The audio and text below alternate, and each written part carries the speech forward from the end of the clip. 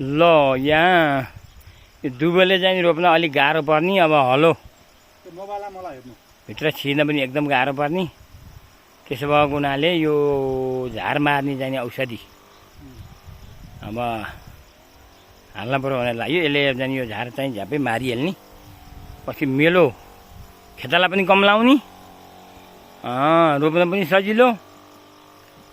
त्यस कारणले गर्दाखेरि चिरञ्जीवी ढकाल भाइले यहाँ औषधि ल्याएर अब यो चाहिँ हालौँ भनेर लागियो छ।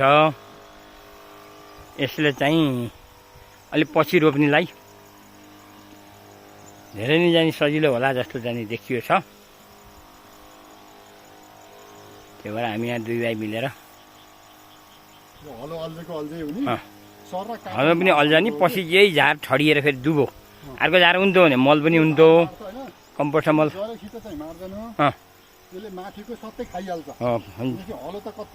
अल्झन्न अल्झन्न।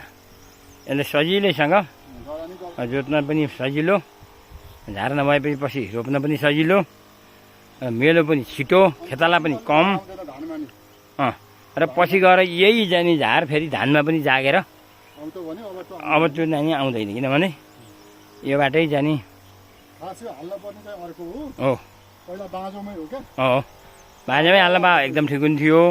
अनि अर्को कुरो के हो नि भयो, यो झारले यहाँ जुन माटोमा भएको जुन खाद्य तत्त्व हो त्यो पनि खान पाएन। यो झारले जाने पहिले झार मरेपछि त त्यो सञ्चित हुने भयो माटोमै।